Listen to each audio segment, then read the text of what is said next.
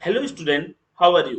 Welcome to SST की पाठशाला। और आज के क्लास में बड़ा इंटरेस्टिंग सा टॉपिक डिस्कस कर रहे हैं हम लोग, रूलिंग द कंट्री साइड। जो ब्रिटिशर्स थे वो कंट्री साइड यानी विलेज रीजन में कैसे रूल किए, उनका टैक्स कलेक्शन सिस्टम क्या था और वो कौन कौन सी चीजें इंट्रोड्यूस किए जिससे उनका एडमिनिस्ट्रेशन आसान हो गया विलेज में और वो इजिली टैक्स कलेक्ट कर पाए। तो चलिए बिना किसी देरी का स्टार्ट करते हैं इस चैप्टर को।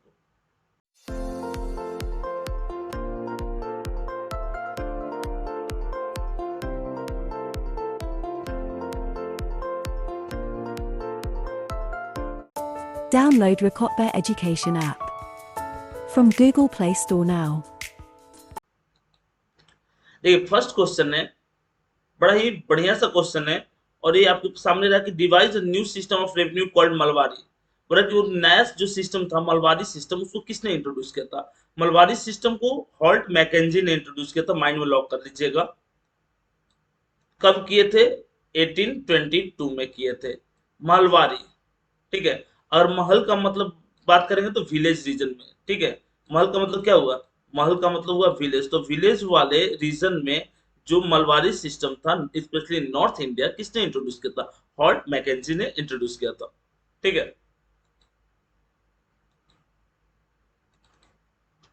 नेक्स्ट क्वेश्चन है, बड़ा इंटरेस्टिंग सा क्वेश्चन है। Develop the Munro system. कौन मुनरो? जो मुनरो सिस्टम था उसको किसने डेवलप किया था? मुनरो मुनरो सिस्टम को थॉमस मुनरो ने डेवलप किया था। अगर ईयर पूछ दिया जाए तो आप ईयर लिख दोगे 1820 में थॉमस मुनरो ने स्पेशली साउथ इंडिया में रायटवारी सिस्टम को डेवलप किया था। इसी को मुनरो सिस्टम कहा जाता है। Ryotwari system is known as Munro system and Malwari system is known as Malwari system introduced by Holt Mackenzie. ठीक है।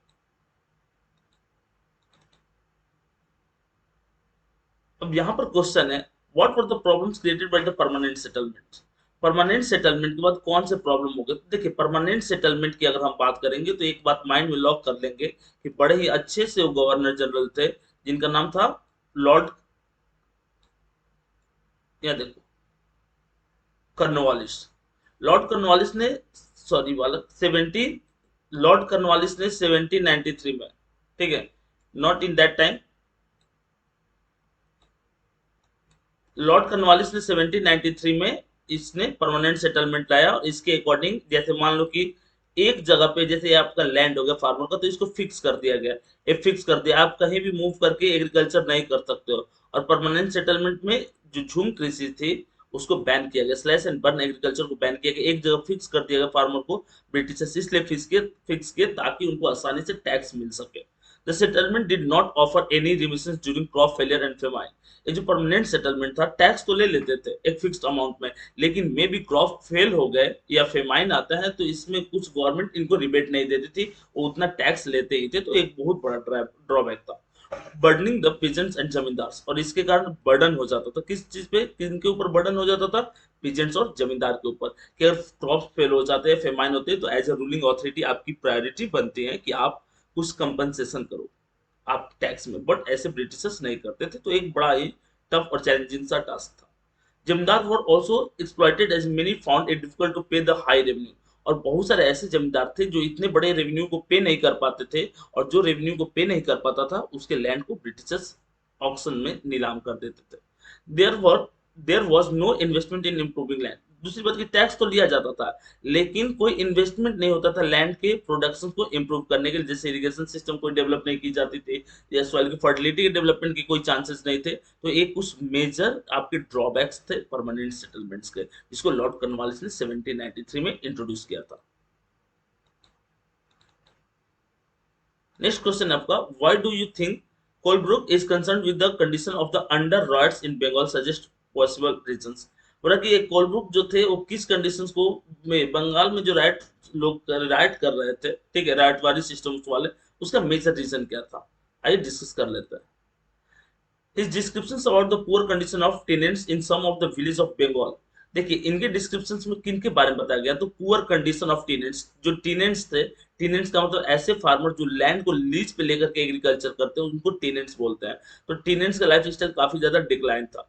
So his concern towards the this down, बोला कि डाउन, यानी कि जो नीचे जा रहे थे, डाउनफॉल जो हो रहा था इंडियंस का, क्योंकि प्रोडक्शन प्रॉपर्ली हो नहीं रहा था, टैक्स ज्यादा देना पड़ता था। इसके बारे में कोलब्रुक ने लिखा है। People who were the submerged under the heavy taxes that were extracted from them by the powerful rights। बोल रहा है कि हेवी टैक्सेस जो लोग इसमें फंस जाते थे, वो चाहते थे कि रैटवारी सिस्टम से बाहर निकल जाए और फ्रीली अपना लाइफ जी सके। रैटवारी सिस्टम एक तरह से जो फार्मर्स होते थे, टेनेंट्स होते थे या पीजेंट्स होते थे, उन पे एक प्रेशर पुट कर देता था।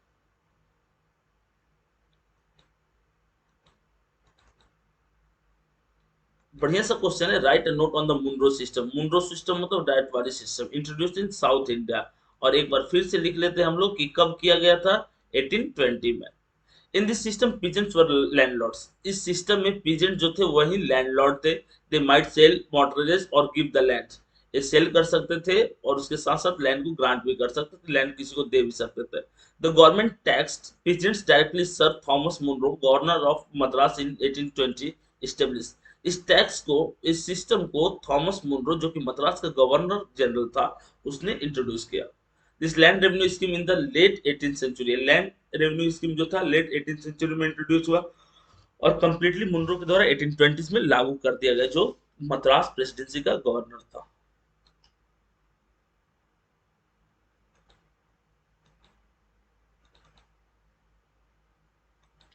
How was the Indigo cultivated, explain the two main system of Indigo cultivation. देखिए इंडिगो कल्टीवेशन कैसे होता था। और एक क्वेश्चन तो आपसे पूछेंगे भी नहीं कि इंडिगो का डिमांड क्यों था, क्योंकि इंडिगो का जो कलर होता था काफी अच्छा होता था देन अदर डाई, और इसलिए इंडिगो की वर्ल्ड मार्केट में डिमांड थी। The system of cultivation of indigo work called nij और रायट सिस्टम्स। इसको हम नीज या रायट सिस्टम बोलते हैं। नीज मतलब अपने लैंड में जो एग्रीकल्चर होता है उसको नीज बोलते हैं। रायटी सिस्टम्स मतलब वो रायटवारी सिस्टम जिसको मुंडो ने इंट्रोड्यूस किया था उसके according. In nij cultivation the planter themselves produce indigo under his direct control. देखिए एक टाइम पीरियड आया 1850 के आसपास या उससे पहले की बात करेंगे। ब्रिटिश फार्मर्स को ब्रिटिशर्स ने एक लैंड ग्रांट कर देते थे काफी कम पैसे टैक्स लेकर के, और वो लार्ज स्केल में एग्रीकल्चर करते थे, क्रॉप्स उगाते थे, इंडिगो उगाते थे और इसको वर्ल्ड मार्केट में सेल करते थे। और इंडिगो उगाने से सॉइल की फर्टिलिटी डिक्लाइन होती है क्योंकि इसके रूट्स बड़े होते हैं।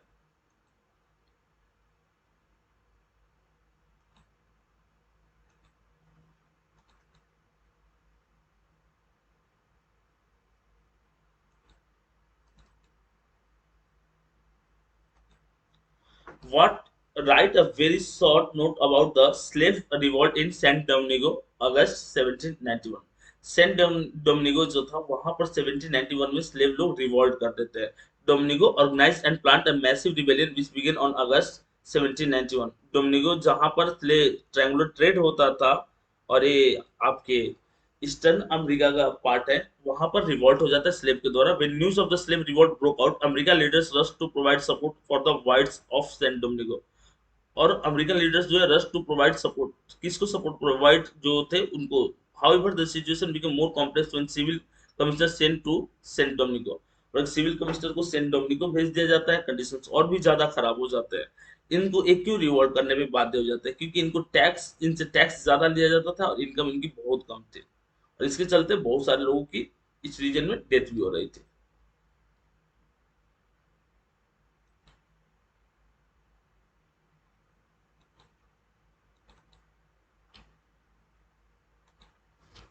Right note the blue rebellion and after. बोला कि ब्लू रिबेलियन कौन था, 1859 में ब्लू रिबेलियन मतलब इंडिगो प्लांटर जो थे और रिवोल्ट किए थे। Thousand of peasants and ryots in March 1859 refuse to grow indigo. Indigo उगाने से मना कर देते। With spread of rebellion ryots refuse to pay rent to the plantation owners and attack the indigo factories with armed swords. Indigo factories पे sword, तलवार, भाले ये सब लेकर के अटैक कर देते हैं। This is known as blue rebellion और इंडिगो रिवोल्ट। इसको ब्लू रिबेलियन या इंडिगो रिवोल्ट भी कहा जाता है। इनको ब्लू रिवेलियन और इंडिगो रिवॉल्ट भी कहते हैं। 1859 में हुआ था, इंडिगो प्लांटर्स ने ही रिवॉल्ट किया था।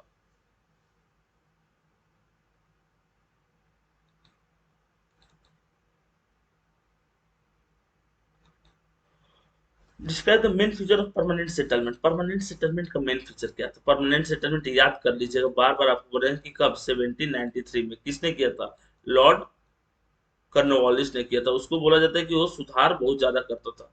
ठीक है। The amount of revenue was fixed permanently, that it was not be increased ever in future. Amount को फिक्स कर दिया गया जो रेवेन्यू का, फ्यूचर में आपकी प्रोडक्शन भले ही बढ़ जाए लेकिन आपका वो टैक्स नहीं बढ़ेगा, इसी को परमानेंट सेटलमेंट बोला गया। The amount of revenue was fixed permanently, that it was not to be increased even in future, बोला कि ये फिक्स रहता था और ये फ्यूचर में भी नहीं बढ़ सकता था। Since the revenue demand of the state would not be increased, the जमींदार would benefit from increased production from the land। जमींदार को इससे बेनिफिट था, अगर प्रोडक्शन ज्यादा होता था तो ब्रिटिशर्स को उनको टैक्स ज्यादा नहीं देना रहता था, क्योंकि टैक्स उनका पहले से फिक्स था।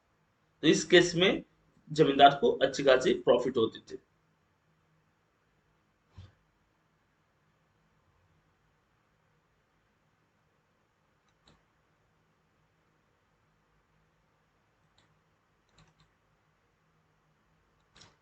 How was Malabari system different from the permanent settlement? Malabari system permanent settlement से कैसे डिफरेंट था? तो मलबारी सिस्टम नॉर्थ इंडिया में इंट्रोड्यूस किया गया था, परमानेंट सेटलमेंट पूरे इंडिया में।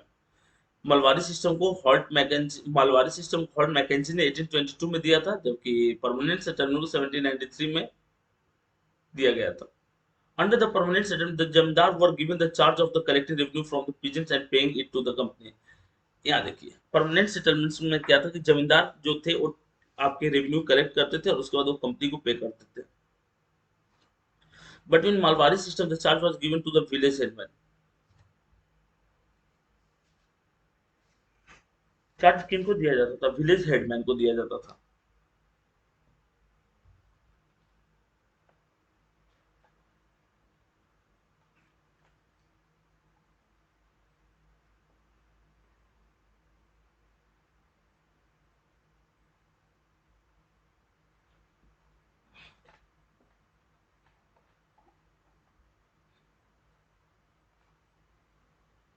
इधर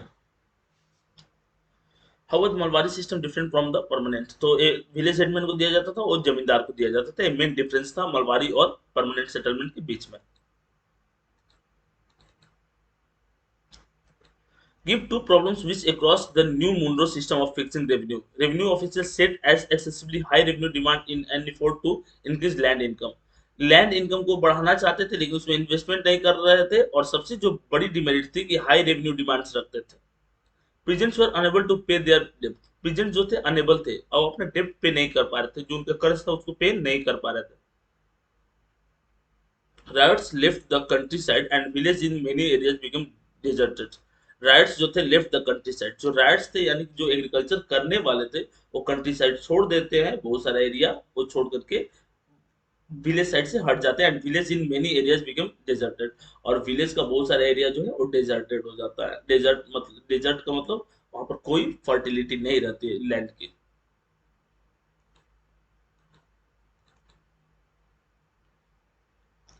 क्वेश्चन हमारा why were ryots reluctant to grow indigo? Ryots क्यों इंडिगो? क्योंकि प्रॉफिट ज्यादा थी, वर्ल्ड मार्केट में डिमांड थी, और जिस चीज की डिमांड रहती है वही चीज प्रोडक्ट प्रोड्यूस किया जाता है। The ryots were reluctant to grow indigo because the price they got for the indigo they produce was very low. अच्छा, रेलिकेंट का मतलब ये यहाँ पर देख लो, क्यों मना कर रहे थे? क्योंकि ये जो प्राइस था वो कौन फिक्स कर रहा था? ब्रिटिशर फिक्स कर रहे थे। अगर हम इंडिगो का प्लांटेशन भी करते हैं तो एज ए राइट्स हमको बहुत ज्यादा प्रॉफिट होगा नहीं, और इसलिए राइट्स अवॉइड करते थे। The planters instead of the indigo be cultivated on the best soil in which peasants preferred to cultivate rice। और इंडिगो का प्लांटेशन उस जगह पे होता था जो सबसे बेस्ट सॉइल है, जहां पे राइस का कल्टीवेशन होता था। And rice and wheat is a staple diet. इसके जगह पे आप इंडिगो नहीं उगा सकते हो, और इंडिगो उगाओगे तो फिर खाओगे क्या? उस वाली कंडीशन थी।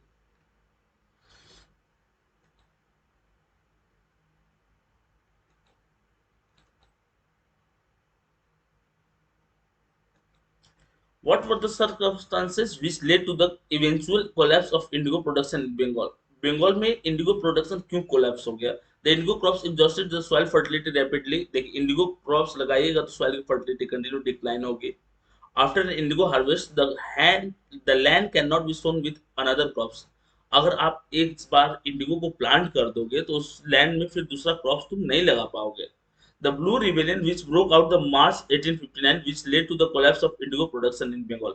और ब्लू रिबेलियन यानी जो भी इंडिगो का प्लांटेशन करते हैं वो रिवॉल्ट कर देते हैं 1859 में, और जिसके कारण प्रोडक्शन जो है इंडिगो का और डिक्लाइन हो जाता है।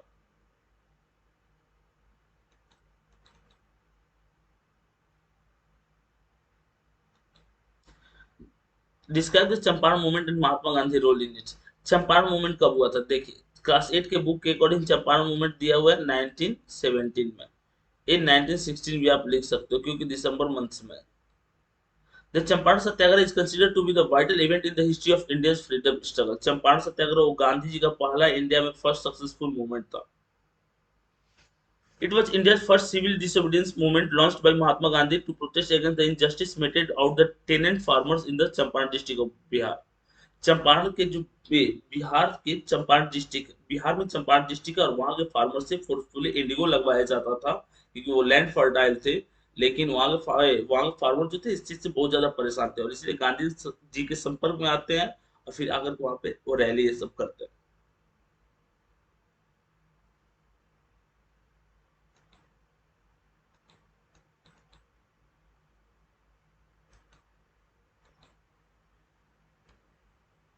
Explain the term bigha. Bigha का मतलब क्या होता है? लैंड को मेजर करने का एक यूनिट होता है जिसको बिघा बोलते हैं।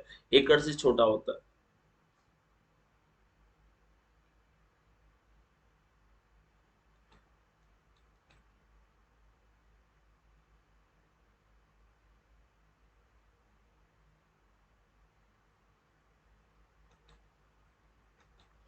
Indigo planters shifted their operations after the blue rebellion. Where did they shifted to? Indigo planters जो थे वो अपना ऑपरेशन शिफ्ट कर लेते हैं ब्लू रिवेलियन के बाद। बोल रहा है कि वो कहाँ चले जाता है। He commissions asked the right to fulfill their existing contract but also told them that they could refuse to produce indigo in future। यहाँ पर ब्लू रिवेलियन के बाद कुछ लिबर्टी दी जाती है। बोला जाता है जितना कॉन्ट्रैक्ट तुम जितना ऑर्डर लियो पहले उसका सप्लाई कर दो और फिर फ्यूचर में ये तुम्हारे ऊपर डिपेंड करेगा तुम प्रोडक्शन करना चाहते हो नहीं, तुम मेरे साथ बिजनेस रखना चाहते हो या नहीं। After the revolt, indigo productions collapsed in Bengal, but the planters now shifted their operations to Bihar। पर इंडिगो जो ब्लू रिबेलियन हुआ था इसके कारण बंगाल में, अभी हम लोग पढ़े थे, बंगाल में डाउनफॉल हो गया। ठीक है। Indigo production collapse in Bengal but the planters now shifted their operation to Bihar. तो प्लांटर्स जो भी थे ब्रिटिशर्स आए हुए जो इंडिया में थे वो कहाँ मूव कर रहे थे? कुछ जो है वो बंगाल वाले पार्ट प्रोडक्शन के और कुछ जो है वो बिहार ये सब वाले रीजन में आ गए। और चंपारण मूवमेंट में वहां पर जो आपके उस रीजन के पर्सन थे बंगाल के वो भी आपको देखने को मिलते हैं।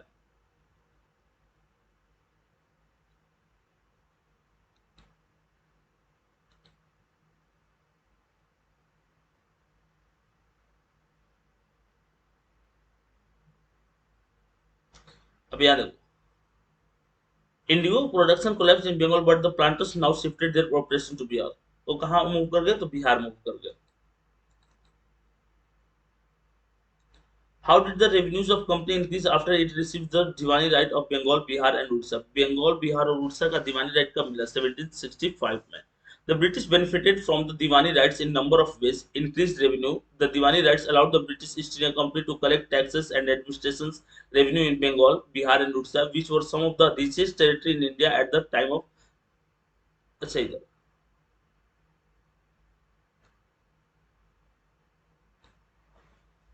अब थोड़ा सा इस पे चर्चा करते हैं दीवानी राइट से क्या हो। दीवानी राइट से ब्रिटिशर्स को बहुत ज्यादा फायदा हुआ और दीवानी राइट जो 1765 में इम्पोज किया गया था, लागू किया गया था। The diwani rights allowed the British East India company to collect taxes. British East India company क्या कर रहे थे? Tax. British East India company जो टैक्स कलेक्ट कर रही थी, एडमिनिस्ट्रेशन में भी उनको हेल्प हो गया। और इसलिए यहाँ पर वो क्या करते हैं, बिहार उड़ीसा और बंगाल वाला रीजन जो उस समय का सबसे रिचेस्ट रीजन था, रिचेस्ट टेरिटरी था, उस पर कंट्रोल करते हैं।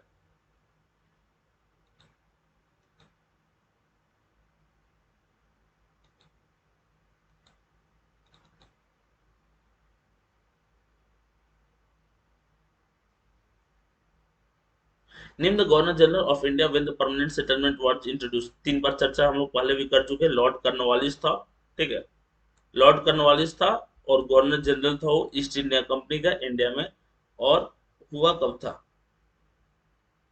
इंट्रोड्यूस 1793 में लॉर्ड कॉर्नवालिस ने इंट्रोड्यूस किया था। इधर 1793।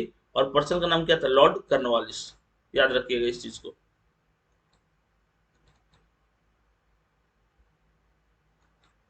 What is Mahal?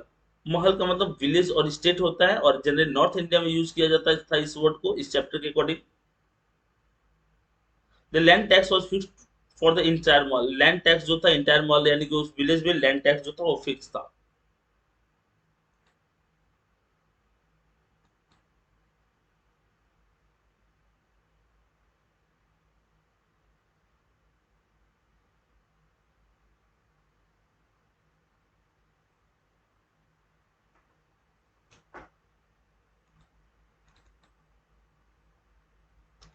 What were the implications of appointing the company as a Diwan of Bengal?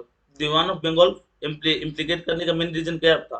Plantation agriculture is a kind of, अच्छा बोला कि what were the implication of appointing the company as diwan of Bengal? Company को बंगाल का दीवान क्यों बनाया गया? तो पहले तो ब्रिटिशर्स को, जो मुगल एम्पायर थे, उन्होंने दीवानी राइट्स दे दिया। वो इसलिए ताकि वो इजिली एडमिनिस्ट्रेट कर सके और वहां पे अपने ट्रेड को फ्लोराइज करे। अलग बात है कि ट्रेड को फ्लोराइज करने के सेंस में वो अपना टोटली कंट्रोल कर लेता है। और अगर इस सेंस में बात करेंगे हम लोग, ठीक है, तो दीवानी राइट्स मिलने के बाद ब्रिटिशर्स को अपने यहाँ से चीजों को ला करके सेल भी नहीं करनी पड़ती थी, आसानी से यहीं की चीज को सेल कर देते थे। यहाँ से ही टैक्स लेकर के यहाँ की चीज को परचेज करते थे और उससे वो बनाते थे। प्लांटेशन एग्रीकल्चर क्या होता है? Plantation agriculture is kind of commercial farming focus on a single crop such as tea, coffee, sugar cane, cashew nuts, rubber, bananas और कॉटन। ये रबर, बनानास, कॉटन, ये सब क्या होते हैं? आपके कैश क्रॉप्स होते हैं। This form of farming necessity a significant amount of the labor and capital become a important this of farming necessity। अब यहाँ देख लो, अब यहाँ पर एक तरह के क्रॉप्स क्योंकि इसमें ज्यादा इनकम होती है, जैसे कि आपके बनाना हो गया, रबर हो गया, ठीक है, कॉटन हो गया, इस तरह के एग्रीकल्चर को एक फिक्स्ड एरिया में किए जाने की बात की जा रही है।